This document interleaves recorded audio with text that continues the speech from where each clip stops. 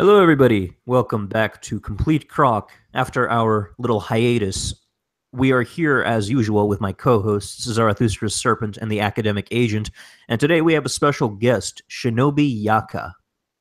The topic of today is everybody's favorite topic as of late race realism. Uh, why don't we begin with Zarathustra's Serpent? He has a few bullet points he wants to lay out for us to sort of lead us into the topic, and hopefully we can navigate these waters without too many casualties. Okay, so I've been trying to understand this as someone who isn't a scientist. So here's what I can gather so far, and I'd like us to then talk about all these points.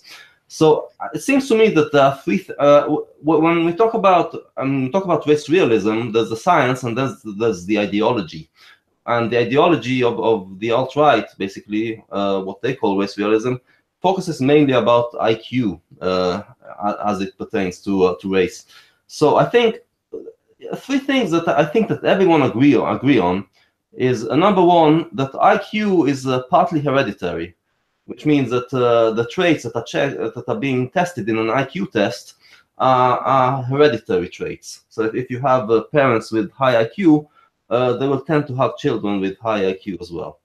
Number two, IQ is partly caused by environment, which means we don't test IQ at age 0, right? We can only test it at a certain age, and by that time, already environment had some effect, and it does affect IQ.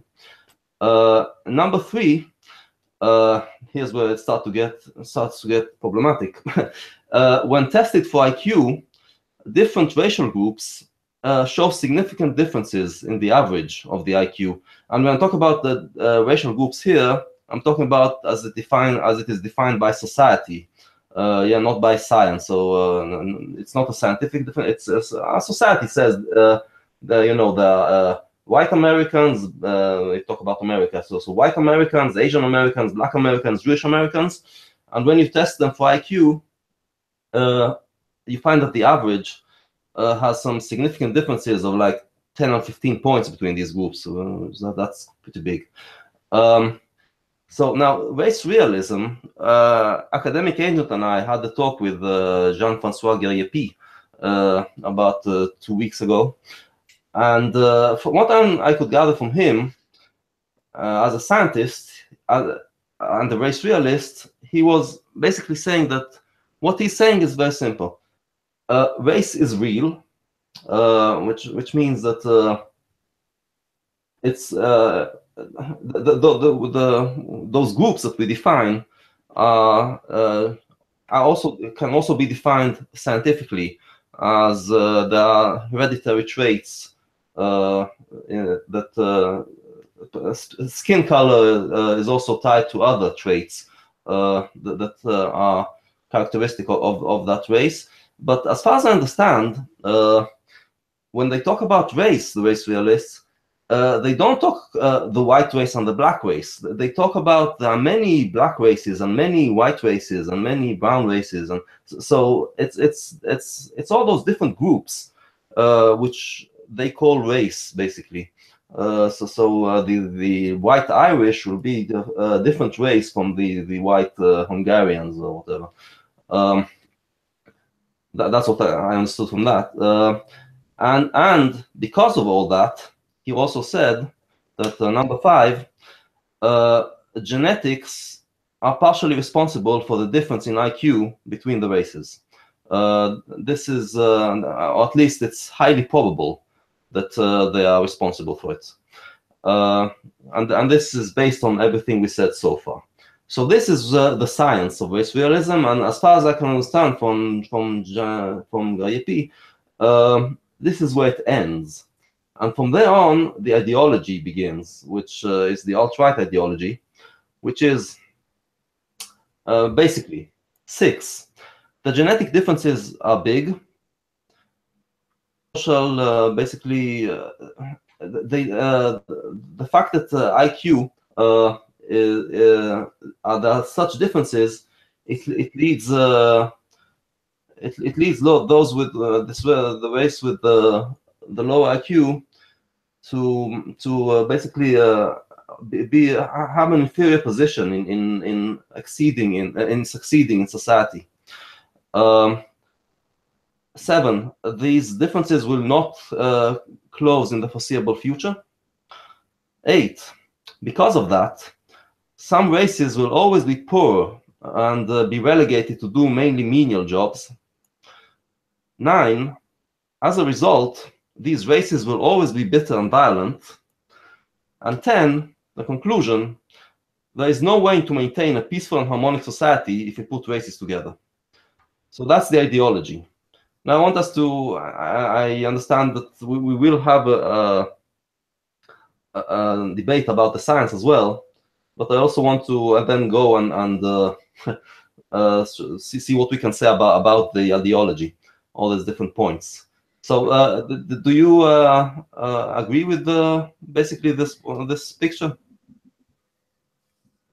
It sounds to me like a decent summary. Shinobi Yaka, why don't you tell us a little bit about what you think? Well, there's several interesting points there, isn't it? I mean,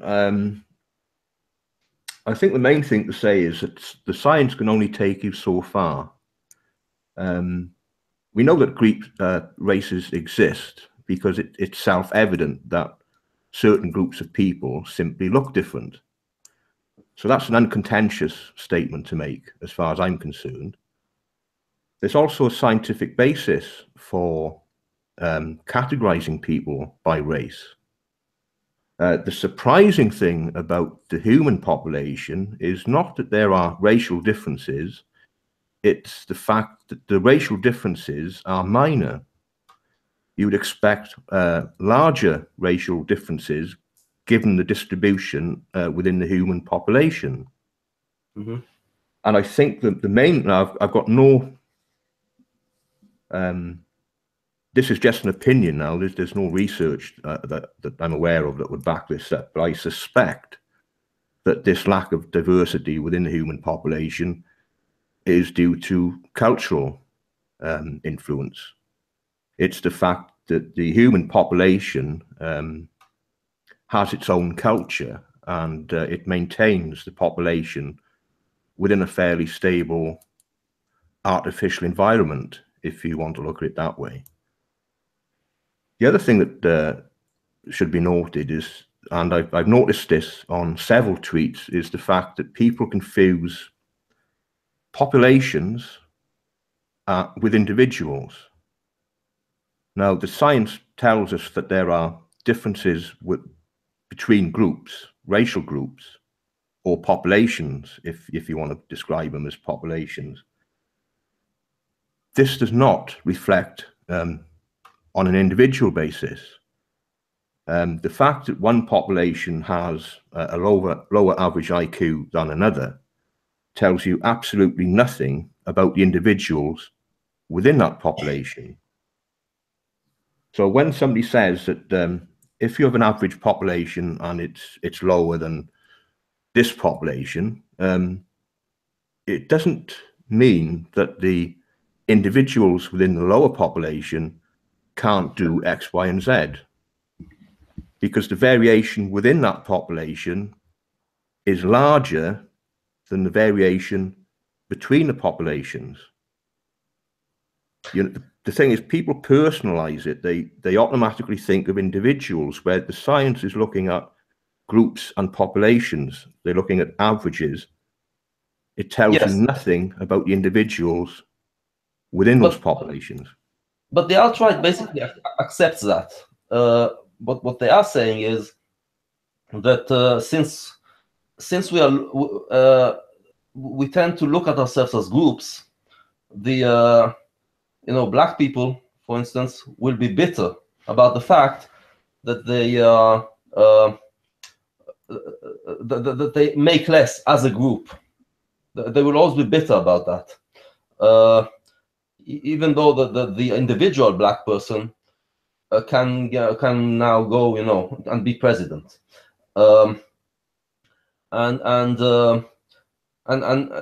this is somewhat of a problem because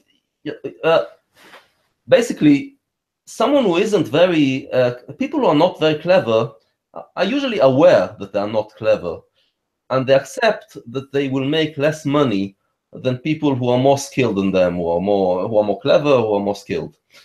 But when you insist on looking at people as race, as basically now the left insists on doing, the regressive left insists on doing, then it's that they are going to always think of themselves in this as groups, and then it's always going to be a problem if indeed those the differences can't be closed because of IQ. So that's a social problem.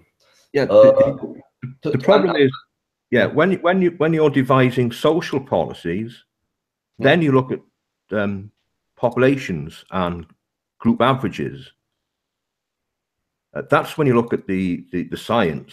When you discuss individuals, you can't refer to the group averages. You have to deal with people as individuals, because looking at the color of somebody's skin tells you absolutely nothing about that person's IQ.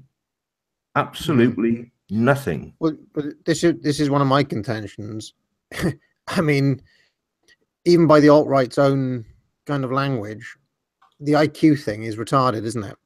Because you wouldn't want to take all of the whites, including the low IQ ones, just as you wouldn't want to take all the blacks, including the low IQ ones.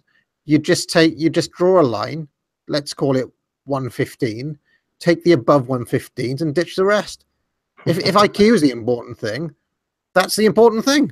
Right. So you just take the top 20% and, like, I don't understand why they think the IQ part of it is relevant to their argument about the ethno-state. It's completely irrelevant.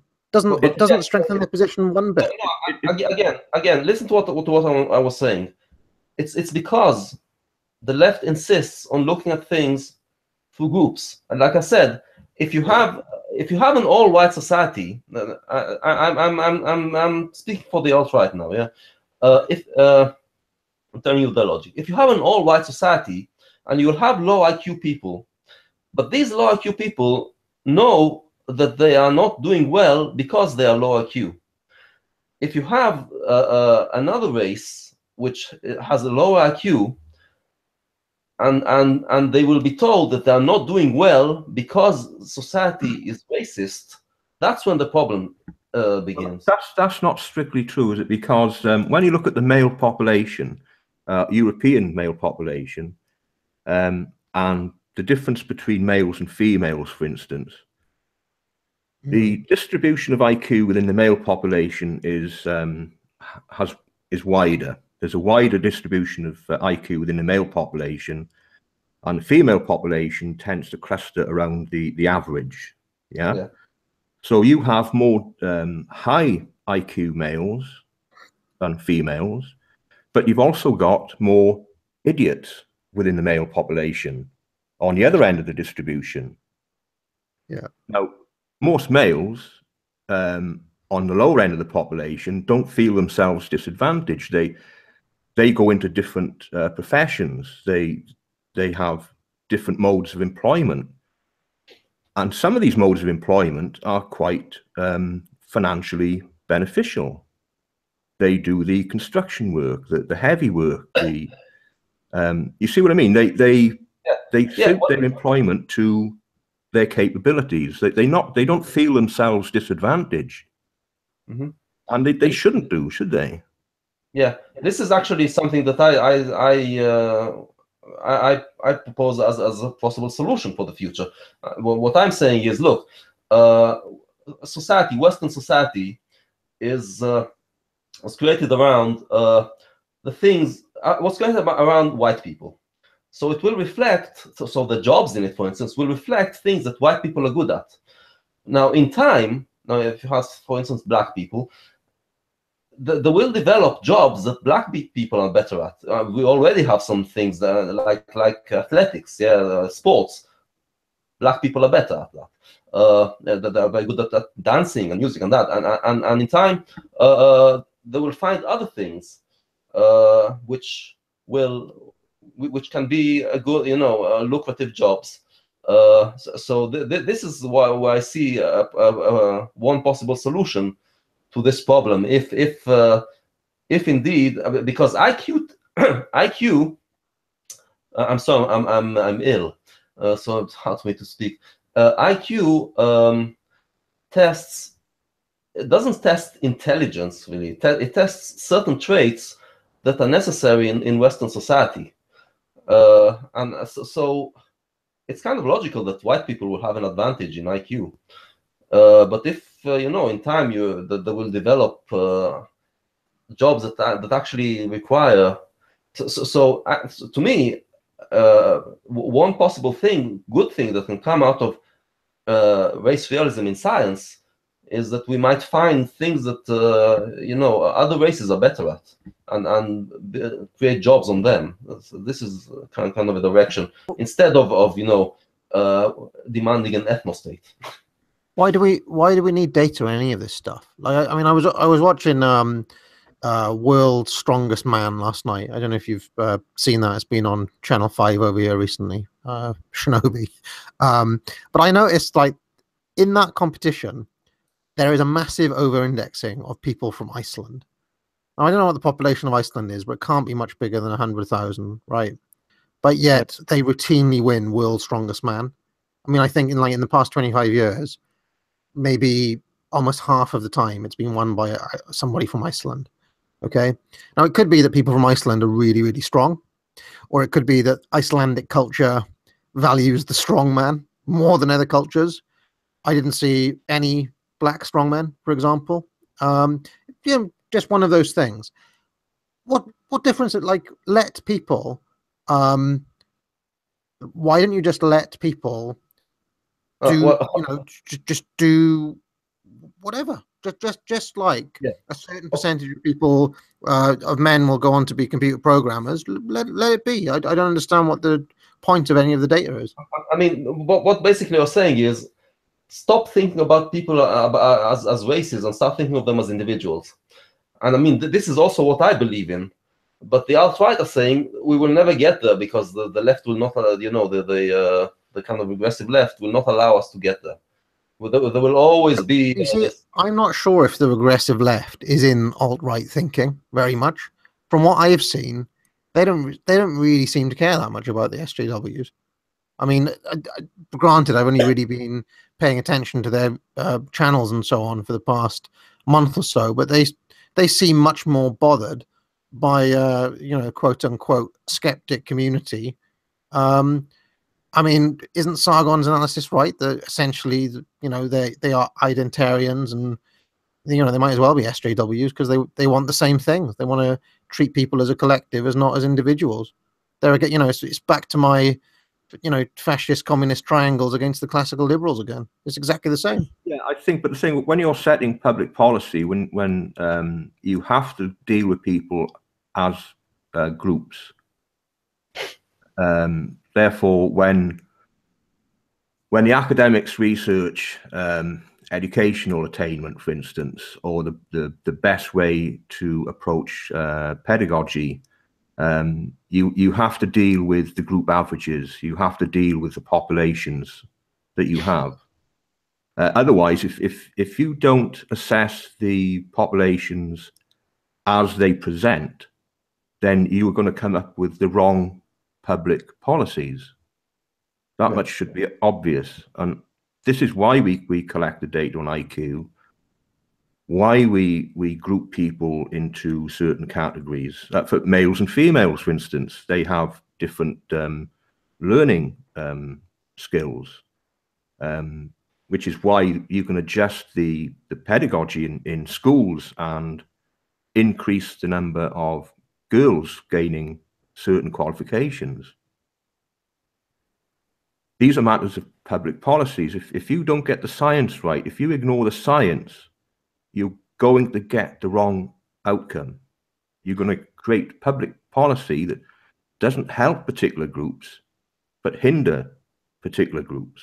There's a difference though between taxonomy that you create as a scientist and then a social identity. So not everything that science, names, we need to adopt as a society. If science, yes. So yeah, that's basically what I'm saying.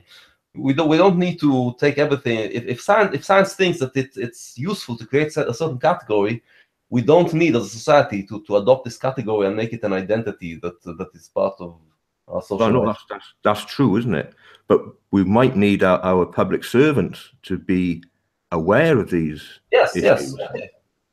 In what they're doing, yes, but we don't need to talk about it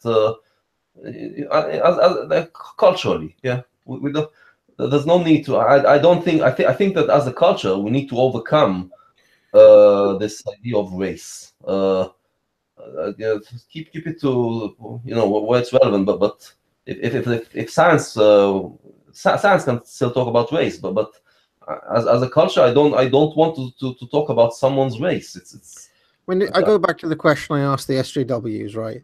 I remember I made this video once, and I asked the SJWs, look, if you look at the England football team, there's much more than 10% of the England football team are black men. Okay, it's just a fact.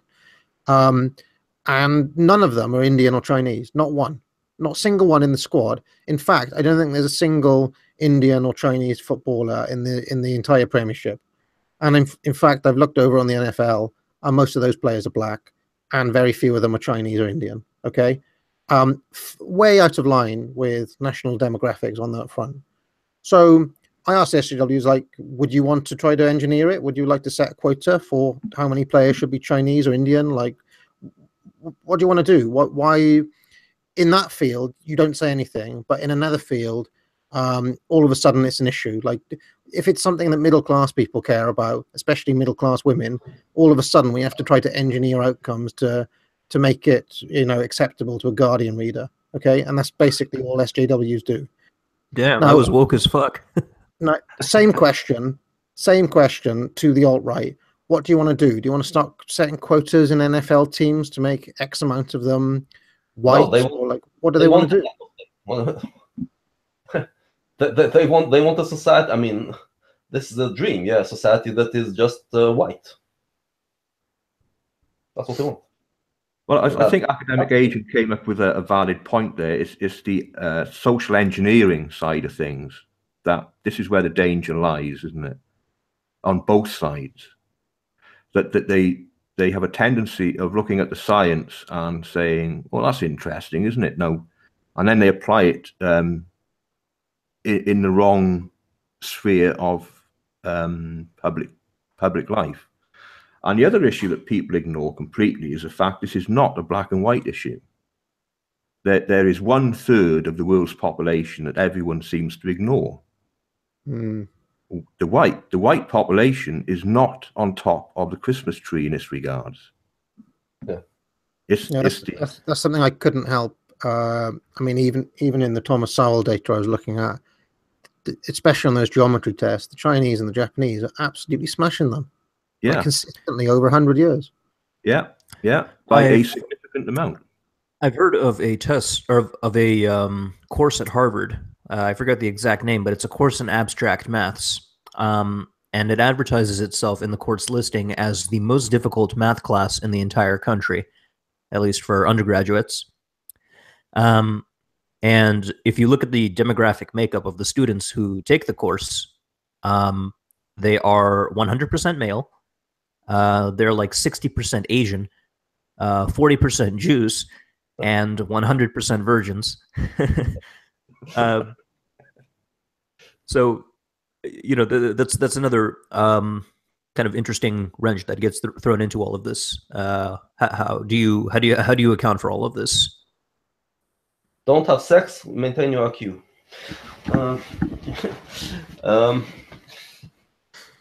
I think the Jewish question is quite interesting because I've heard it posited that the reason why there's so many high IQ Jewish people is the fact that they've been persecuted for many hundreds of years, and in a hostile environment, the more slow people get culled from the population very, very quickly in that hostile environment. and that might account for the high IQ of the Jewish population. Now, I don't know whether that's true or not. I haven't seen any research that would back it up.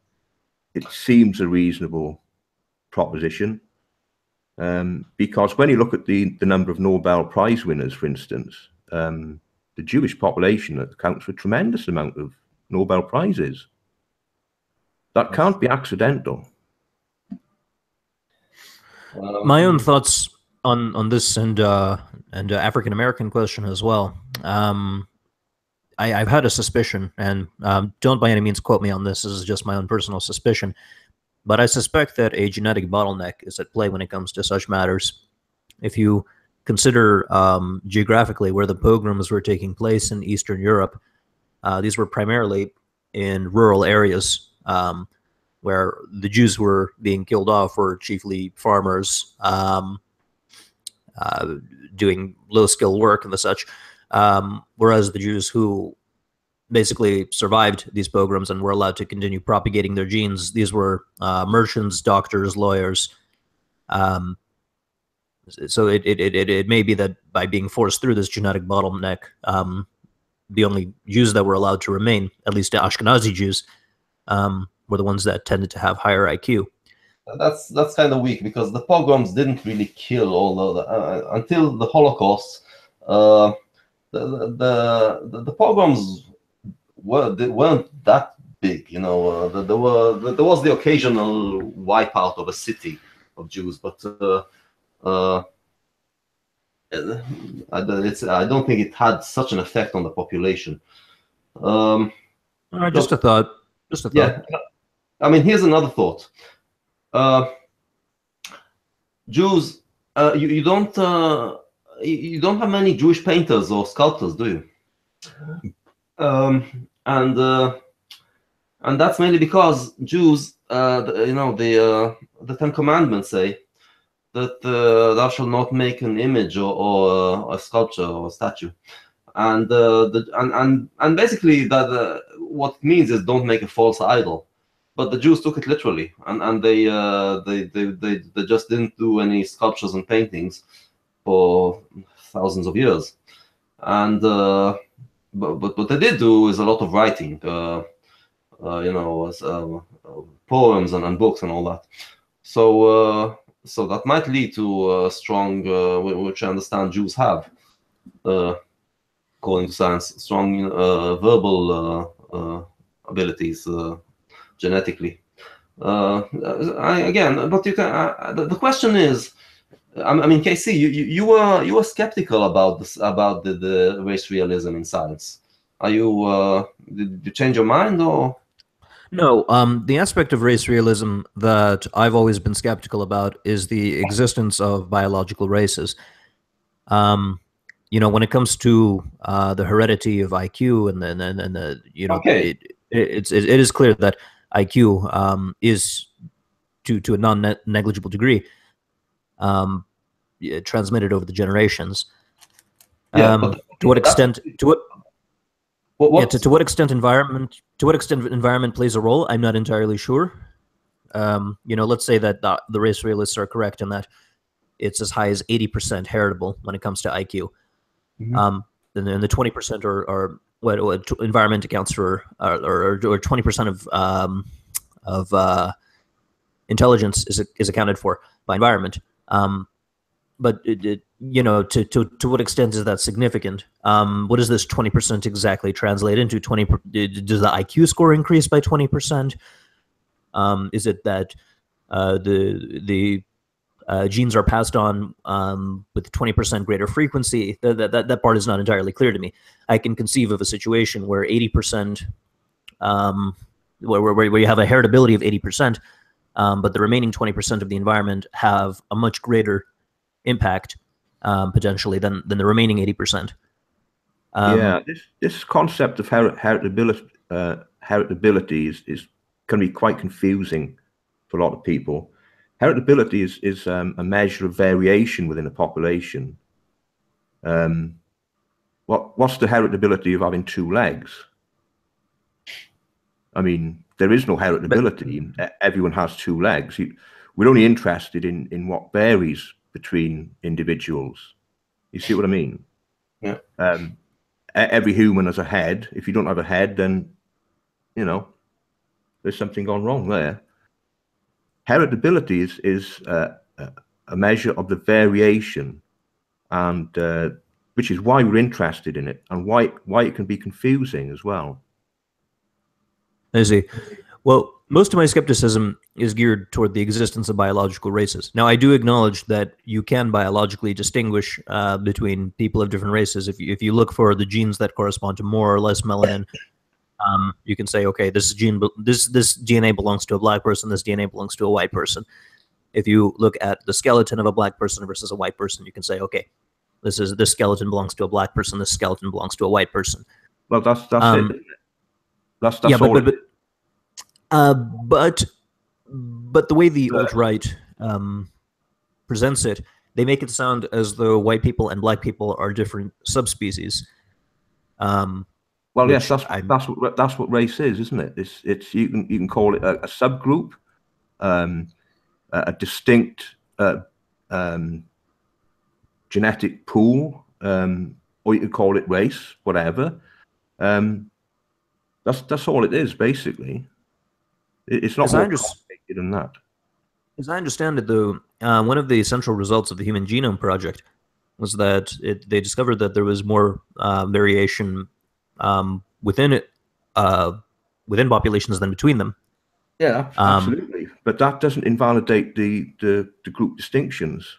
If you have two populations in different geographical areas, and you notice that there's a difference between Group A and Group B, the fact that there's more variation within group than between the groups doesn't invalidate your categorization of the two individual groups.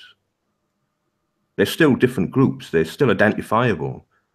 You can take an individual from one population, look at certain physiological aspects of that individual and say, well, this person comes from area A.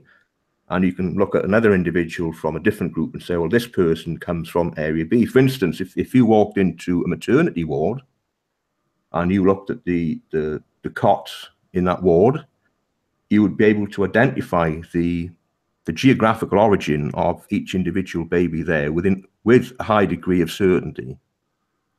You could determine the ancestry of every single baby in that ward just by physical appearance alone. Could you then? What makes me suspicious is that in principle I can do the same thing with any other group, and we could call it races as well. I could say that. Well, yes. I mean, race is partially a construction thing. Is you can define race in finer and finer detail. For instance, within the United Kingdom, are the Welsh an individual race? Are the Scottish an individual? Are the French an individual race? Right. What I'm getting at, is it seems that I could, in principle, demarcate between people who have red hair versus people who don't have red hair, or people who have blue eyes and people who don't have blue eyes. It's not really clear to me whether there's this by itself, these physiological features are sufficient warrant to create these distinct groups and call them races. And you'd probably be right, isn't it? There's not enough differential between the groups to make that distinction. But there are certain groups where the physiological differences are so obvious, even the superficial differences are so obvious, that you can determine the ancestry of that person simply by looking at them. Yeah. So my question would be, let's say we're going through this ward. Okay, we'll play a little economic game. There's a black baby, there's a Jewish baby, there's a white baby, there's a Chinese baby, blah, blah, blah. Now, that's one piece of information we have about them. Another piece of information that we might have about them is the socioeconomic status of their parents. Now, this is a well-known thing among economists, that the income of parents is largely predictive of the sort of jobs that those kids will end up with. Okay. And I would say that the socioeconomic class is still going to be largely more predictive of how they're going to turn out than the color of their skin. And that was one of the things I really wanted to try to hammer on the head in those videos. And I think I showed it in the data again and again and again. Now, would you accept that piece of information, the socioeconomic status, is going to tell me more ultimately about how that kid is going to turn out than knowing if they are Indian or British or black or anything else? Because I think it would tell me a hell of a lot more. I think that if I knew, yes, it'd be a very important piece of information, wouldn't it? Right. And the point you made in relation to, I think you mentioned the African situation, for instance. Now the thing is about that is that you can raise the lower level of IQ. IQ can be affected by environment. Yeah, if you've got a poor environment, obviously you're not going to attain the optimal IQ for that population. So you can increase the lower end of the IQ range. Yeah. So for instance, if you've got a population in wherever, Tasmania, for instance, and they're on the breadline, you're not going to get the highest IQ from that population. So you can raise the lower bar, but it's very difficult to move the upper bar on that population, because then there is less environment and it becomes more genetic inheritance. So there's a few other things I want to get at while we're talking about these babies in these cods, okay? Because this is ultimately what we're talking about here. So one of the moves that a lot of the, and how can I put this? You see, there's a difference between talking to JF, and I think Zarathustra may have encountered this as well. Correct me if I'm wrong. There's a difference between talking to JF and moron 123 in the comments or on Twitter, who is also a member of the alt-right. Because you've got JF who's throwing stats and, you know, talking all through the science and then being extremely cagey about the politics. And you've got some dude in the comments telling you, like, you know, an African skull is X amount thick, and this means they're never going to advance more than cavemen. Like, I mean, you literally get the two things at once, and it's quite difficult to pass when you've got 100 of them coming at you at the same time, right? It's kind of like everything from 1930s style racism to JF on the extreme end. Would you agree that that is basically what these comment sections look like? And, you know, you're in the middle of a debate with one person, and then some other dude will come in and he'll make some other outrageous claim. So it's difficult navigating these waters because you have lots of different people with different ideas at the same time. And they appoint one person as a spokesman, but yet underneath that spokesman, you've got all sorts of outrageous claims being made on top of that. I just want to establish that is what is happening here. Most of the time when I see such comments, I typically just dismiss them as shitposting. I don't take them too seriously, but I do know that there are some people who do, you know, take phrenology seriously. So, you know, right. You have to look at it on a case by case. But you know, if you're seeing a bunch of people in the comment section and they're all just shit posting, you know, we was gangs and shit like that, because they want to make the argument that because, let's say, a group in my examples were Zimbabwe and Botswana, right? Because these countries have low IQs, they are more likely to end up with governments with, I guess, with dictators or governments with extractive institutions. You know, because the population is low IQ, they're not going to be able to support the sort of institutions that bring prosperity, you know, which is basically free market capitalism with a layer of social democracy on top of it. Now, what do people make of it? Because to me, that seems to be putting the cart before the horse. I would say the free markets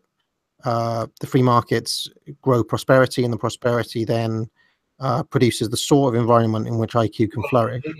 But they want to put it exactly the other way around. They want to say the IQ produces the system, which produces the environment. Well, maybe it's not a cart and horse, but chicken and egg. You have to. But I mean, that seems so. That seems really. I mean, it seems problematic to me when I look at. I mean, let's take Indian people. I think the IQ of India is something like 84 on average. Okay, yet in this country, for example, and I know that there's brain drain and we're only going to be getting the best and all the rest of it. But in this country, let's say Indians massively over, and I pointed this out many times, massively over-index as doctors. Okay, you go to see a local GP, or you can look at the stats yourself because it's all public and it's all open information. As a proportion versus their national demographic, there are many more Indians in healthcare than there are Indians as a national proportion.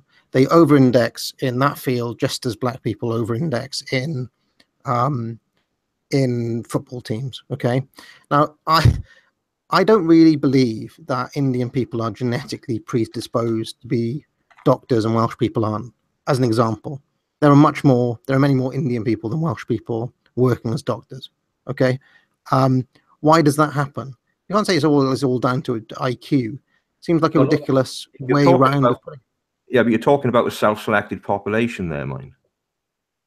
That a lot of Indian people came into this country as medical professionals. So the population is self-selecting. The second generation, then, doctors tend to produce doctors within the family. I mean, I know white families who both parents are doctors, and their children go on to medical school because they want to be like mum and dad. That's human nature, isn't it? But surely the point is that those Indian families have got the potential to do that. Okay, oh, they've got absolutely. the potential to do it. So, yes. So why couldn't, I mean, as a proportion of the population, like if you compare that across to, like, say all of India, of course they've got more poor people there, but there's not, like, not all white people are high IQ, right? We know this. There are high IQ and low IQ, as you said. So why couldn't those other populations over time gradually increase and gradually do the same thing? I don't understand this idea of capping potential that you talk about. You can do that. You can raise the IQ of the population, but the thing is, when you're talking about hereditary, you're measuring a variation within a population within a particular environment. So for instance, what you would need to do to find a difference between racial groups is to measure the IQ within different populations within the same environment. So what you would do then is, like in the US, for instance, you would be looking at African Americans and European Americans, and you'd be comparing the two within that environment, within the environment of the United States, where the school system is more or less standardized. You wouldn't be comparing. That's not a fair test, is it? Well, you wouldn't be comparing the European population of North America with the African population of Africa, for instance. You wouldn't be doing that to compare IQs. You would have to do it within a single environment. But I mean, I'd want to have the same like, there's no point comparing inner city slum Detroit to, no, you would hope you would hope that the statisticians doing the numbers would be aware of that and would take that into account, obviously. Yeah. They would be comparing equivalent socio-economic groups with each other rather than across groups. Yeah. So hopefully they would be taking that into account, and I think that they probably would, wouldn't they, if you think about it? I mean, that would be an obvious thing to account for. But as far as IQ is concerned, don't forget that IQ is a very rough. It's an aggregate measure.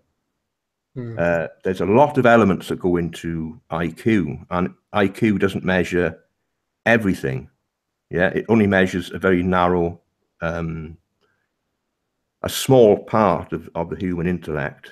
You've got different elements in IQ. You can actually measure IQ without testing people at all.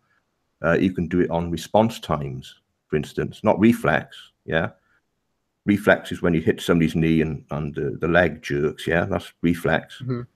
But you can actually measure G by measuring the response time. So you give somebody a light on a screen and they have to press a button when they see the light.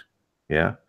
So what you do then is you measure the travel time from the signal going into the optic nerve, process for the brain, and then the pressing of the button. And you can calculate how long that signal takes to go through the brain.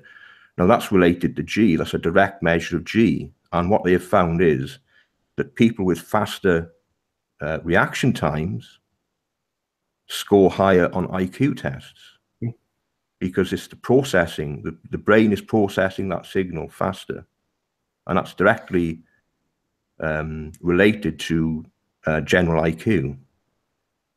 So you can actually test people's IQ without giving them any sort of like examination style questions. You can just test the reflex time, also reaction times. Well, why do the alt-right in particular care about this? That's the bit I don't get. I mean, I went back and I found this this quotation from Thomas Hobbes. He wrote this in Leviathan in 1651, right? But I do think it sums up pretty much what we've been dancing around this whole conversation. Let me just read it out to you, and then we can see if we A, agree with Thomas Hobbes, and B, see if Thomas Hobbes deals with both SJWs and the alt-right in one fell swoop with this one quotation, okay? Yeah. He says, Nature hath made men so equal in the faculties of the body and mind, as that though there be found one man sometimes manifestly stronger in body, or a quicker mind than another, yet when all is reckoned together, the difference between man and man is not so considerable, as that one man can thereupon claim to himself any benefit to which another may not pretend, as well as he. For as to the strength of body, the weakest has strength enough to kill the strongest, either by secret machination or by confederacy with others that are in the same danger with himself. And I'll put that into the language of, let's say, 2017 style geekery. Thomas Hobbes is basically saying, you know, you could have a mage with 18 IQ, but 9 strength, and he could take out the warrior with the 18 strength, or vice versa. It depends on the circumstances. You know, like these stats can distribute themselves whichever way they will, but basically the advantages end up cancelling each other out. You know, yeah. The lion can be outfoxed by the fox, can be, you know, killed by the guy with the shotgun down the road, whatever it is. Yeah, well, do you understand what he's saying? Yes, I think that most of us have that. I mean, believe in that society it has is better when it has a variety, and there's no people are more alike than they are different, and they can overcome those differences and live in a society together, even if they are a little different from each other. But you have those who make, you know, who don't accept this picture, and it's the SJWs on one side and the alt-right on the other side. And you asked before, how do we deal with the fact that you have someone like JF, who, by the way, I don't think defines himself as alt-right, and you have all those ideologues, alt-right ideologues. And the answer is that you slowly start to, you know, dissect the ideology, and this is what I'm trying to do, like here and in other places, dissect the ideology and see where it does not rely on science, and slowly, you know, just and create groups of people where you say, okay, this is valid, this is scientifically valid. This is maybe politically still, you know, within the confines of a liberal society, and from here on it's racist, and so maybe maybe you go back to the bullet points I made before. I think we've talked about the science, and basically, I think we kind of settled that what we talk about when we talk about the race realism. I mean, there is one thing I wanted to touch on while we're on this thing of the alt-right, though. There's a chap called alt-hype or alternative hypothesis. He and I may even be having a debate down the line. It's been talked about, although we still haven't set a date. Okay, but during all this, before all this stuff with Kraut and all that happened, you know, we were having the various exchanges. One of the things he said, which really did alarm me and made me think, hold on a second, who can even think this?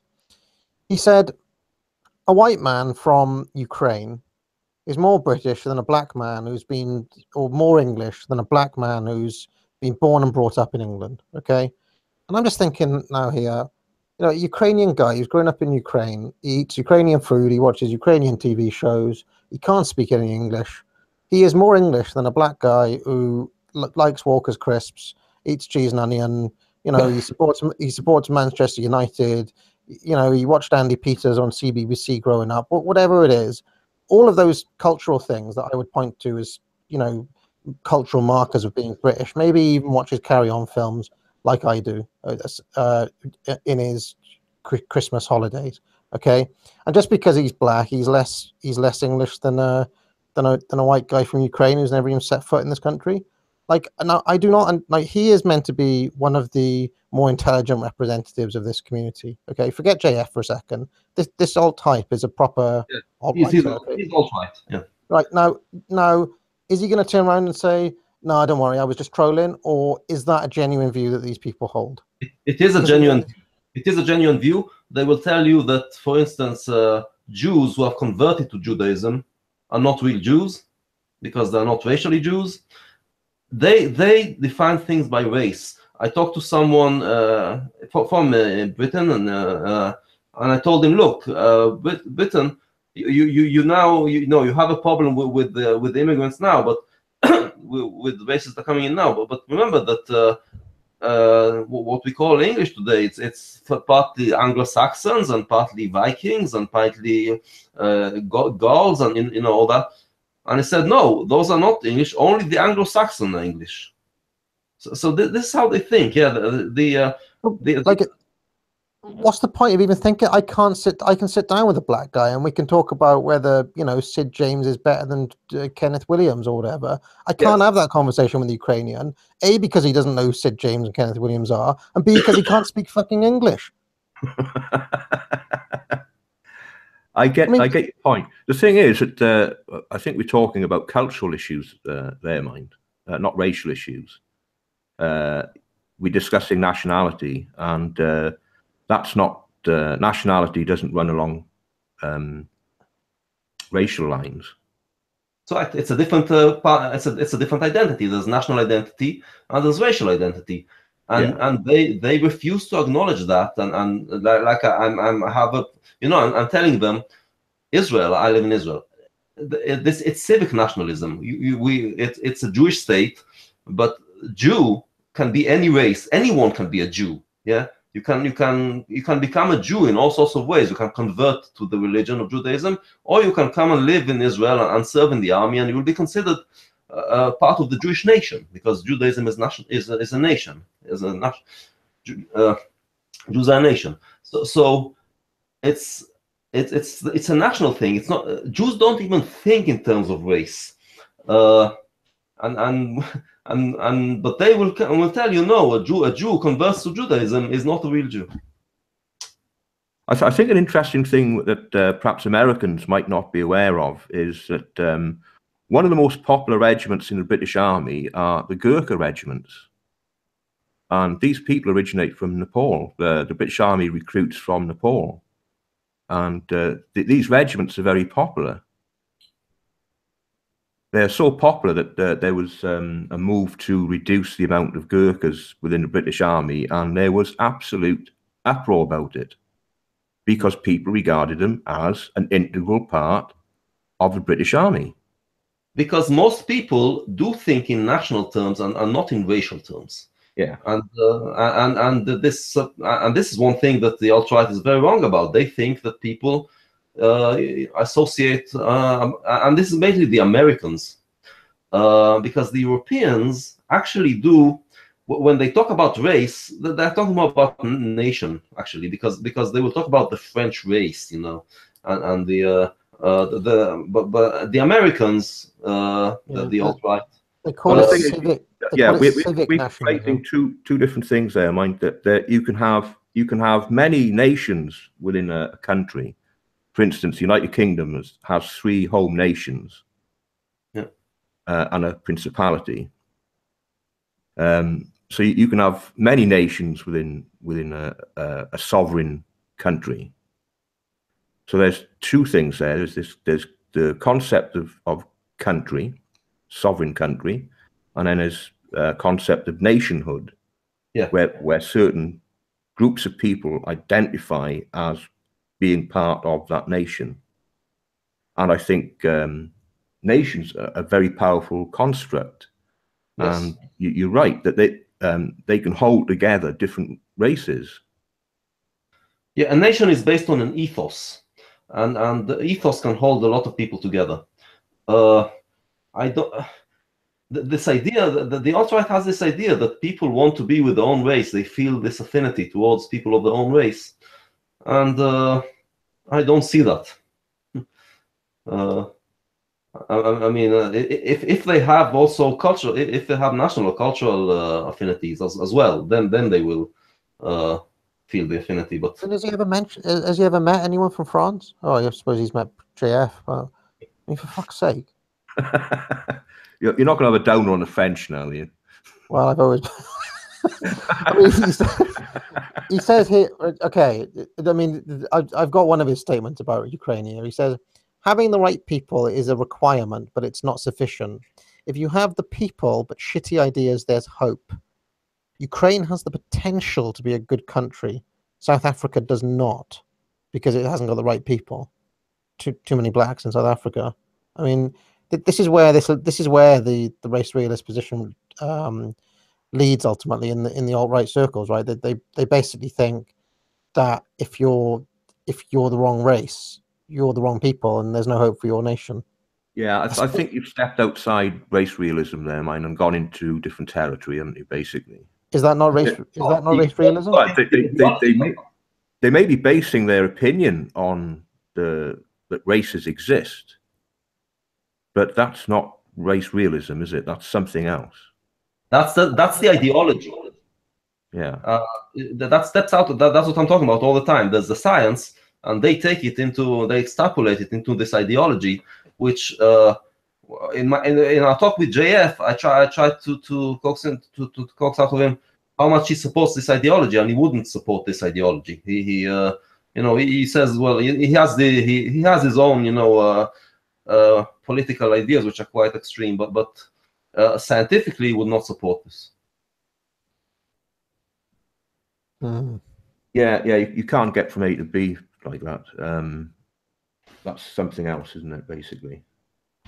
So if we don't go down that route, other than kind of, how can I say, academic interest or trivial interest, is there any other reason to collect this data and to look into it? Because I still haven't really. Yes, because it's an important basis for public policy. These group averages are important, and you can't ignore them. It's the same as the averages between males and females. You can't ignore these group differences. But this worries me. You see, like, I'll go back to my chap in Hong Kong there, Cowperthwaite. Okay, he refused. As you know, Hong Kong was a pretty laissez-faire place under the British, and in the 60s, he did everything he could to suppress data collection in Hong Kong, because he said all that happens is that when you collect data, people want to look to government intervention, that they will spot problems that they think are there with the availability of the data, and they'll move to try to set up things. And we don't want that, because it's going to wreck our laissez-faire paradise that we're building here. So for 10 years, he basically just suppressed all data collection, and then Hong Kong turned out the way Hong Kong was. Now, I don't really see why we can't go a similar route with it. I'd like, what possible good social policies can come out of collecting this data? Affirmative action. If you don't identify what the issue is correctly, you are not going to form public policies that will solve the problem. If you don't identify the problem, I don't think he thinks there's a problem. And you know, in today's society, well, that in itself is a problem, isn't it? Because what happens is that you can look at the school system in the UK, for instance, and if certain minorities are not doing well at school, you can turn around and say, well, there's systemic racism within the education system. Well, they say it anyway. And then you enforce public policies that try to mitigate that racism. But what I suggest to you is that if there is no racism within the system, that it just might be the averages, the natural averages in play, then when you enforce anti-racist policies, you are damaging the minorities themselves. Yeah. You're causing more problems than you're solving because you're addressing the wrong issue. Will you be able? Yeah. Your public policies are being formed in the absence of any science. You're not addressing the problems. Will you be able to convince races with lower IQ that they have lower IQs and that's their problem and not racism? No, you don't need to, because people don't look at themselves that way. This is an individual thing, isn't it? But what I'm talking about are population averages. I'm 5'7". I'm below average height. What the hell difference does that make? The fact that the average male in the UK is 5'9" means absolutely nothing to me whatsoever, does it? The fact I'm below average height. If you think of yourself as an individual, yes, but again, this is the problem. How else do you consider yourself? Well, if we are, no, that's the thing. I mean, how do SJWs think about things as groups? Well, this is a problem we have in society, isn't it? People are identifying with their groups rather than as individuals. But doesn't this sort of data collection exacerbate that entire problem?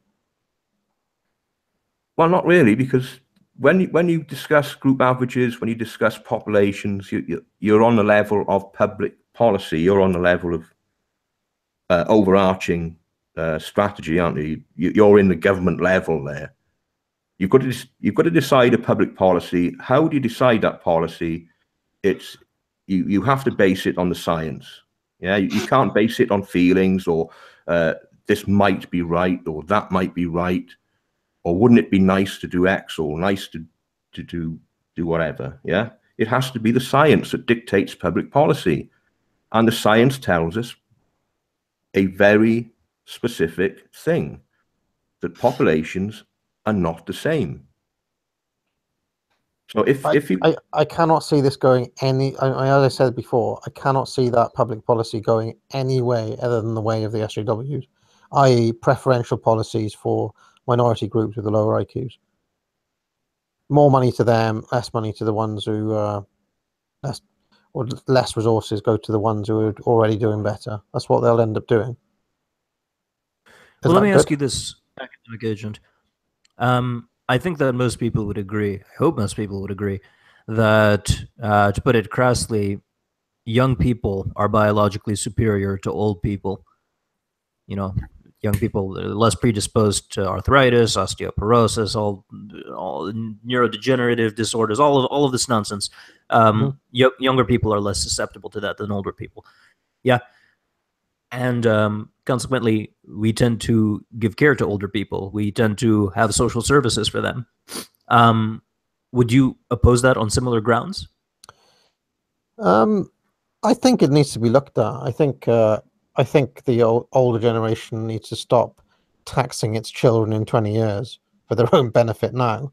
That's something that, as a society, we need to think about, because it's producing a generation of communists, which is unacceptable.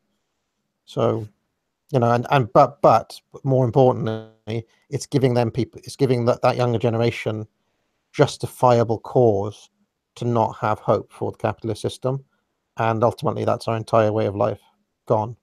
If they can't afford their own houses, if they can't afford to pay their own way in the world, and that, you know, they shouldn't have to suffer because they're looking after people who are in their, you know, 70s now. You know, in fact, not even that, looking after people who are in their 70s 15 years ago, because you know, that's how long it's taken the government to pay off its debts or whatever. So, but you will always look after your parents. I mean, you will have to pay if it's not from the government, then you will have to pay for it. For then you have to look up. Yeah, well, I mean, in a lot of countries, especially in the Middle East and in the East, they still do look after their parents a lot. You know, families take it upon themselves, and maybe more of that has to go on, or, you know. But the quality of life. I had Think this of the idea difference in quality of life. I had this idea of, I mean, it would screw insurance, the insurance industry in general. But I did about 10 years ago think about shipping them all off to a massive home in Antarctica at a certain age. What do you think about that? What, all the kids?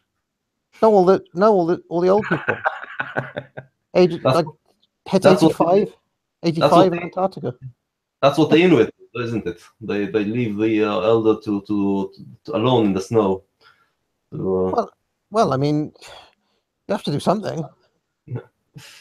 I think the government's already got the solution, but they haven't told anyone. And there's a concept called compressed mortality. And what it basically means is they'll try and keep the population as fit as possible for as long as possible, and the period of ill health is compressed at the end of life. So what happens is that, like in the old days, you might get to retirement age 65, you might have 5-7 years of good health, then your health gradually goes downhill, and 20 years later, you'd expire. What they try and do now is to keep you as fit as possible up until the last minute, and then your mortality is compressed and you die within 6 months. That would be ideal thing for the government, wouldn't it? Are they bringing that in, are they? Well, the science does progress. What will happen? Well, maybe we should go back to race realism. Yeah, it's a bit of a morbid topic, that is. So, have we decided whether race is real or not? This is the other thing I don't understand about the conversation. Why is it race realism? I tell you why. Because there is a strong push from SJWs and all that to say that race is a social construct. Yeah. That was invented in the 16th century or something like that. So the scientists basically stand up and say, no, the race is real, and this is race realism. Well, it does seem that way. The thing is, what surprises me is that a lot of the arguments against race realism are very similar to the arguments that people will use in relation to gender and sex. The arguments are very similar because there's a lot of people who think sex is a social construction. There's no such thing as biological sex, and the arguments on both sides are quite similar. When you compare the two sets of arguments, they're singing from more or less the same hymn sheet. Yeah, it's all this social justice thing. I'm actually making a video about it now, about the gender thing. But I mean, here's the thing, though. There are really notable differences, like consistent, noticeable differences between men and women everywhere. Yeah, that's different. Those differences persist across cultural and historical lines. Like, yeah, I mean, first of all, they are based on two differently biologically functioning systems. Yeah, that's I mean, a black male and a white male have basically the same system, but male and female. Whereas I do not see that similar persistence of behaviors across, like, I mean, I don't know, get an Italian guy, a French guy, a Ukrainian guy, a dude from Chile, and a dude from Japan. And I don't like. They'll probably be more similar than women from all of those different places. Yes, Like, it seems that a white man and a black man will have far more in common with one another than a white man will with a white woman. I'm basically saying the biological argument is so much stronger on the gender than it is on the race. Yeah, you're right. I mean, in terms of identifiable, observable, common sense behaviors. Let me ask you this. Okay, Shinobi, let me ask you this. Is it possible that, as we said before, when we talk about races, we're actually talking about not white race and black race, but actually groups. So can it be that a black American is closer genetically to a white American than he is to a black African? Well, physiologically, Genetically. No, physiologically, they still be different. There'll be physiological differences between the two. Culturally, they'll be very similar. Yeah. Because they come from the same environment. So culturally, they'll be very the African American and the European American will be culturally very similar because they share a common environment. Mm. But physiologically, phenotypically, the African American will have more in common with the Ugandan or the South African than he would with the European American. That's just the biology. That's just the way it would be, isn't it? And the thing is about racial groups, people often make the argument that it's a fuzzy category, and it is. There is a construction around race that they're not entirely wrong in that respect, but it's mainly biological. You see what I mean? There's you can make the social construction argument, and it has some merit because we can redefine race if we wanted to. But there are physiological differences between the groups that you can't ignore. And in fact, you can forensically determine. I mean, if you give a forensic scientist 2 skeleton remains, they will be able to tell you where that person's ancestors have come from, if not that particular individual. And that's physiological. That's just the way it is, isn't it? And I don't think. I mean, yeah. The thing is, I mean, African Americans are proud of their ancestry, and why shouldn't they be? Yeah. And it's the same as Asians. I mean, the Chinese and the Japanese. I mean, the Japanese in particular are quite happy with their particular racial grouping.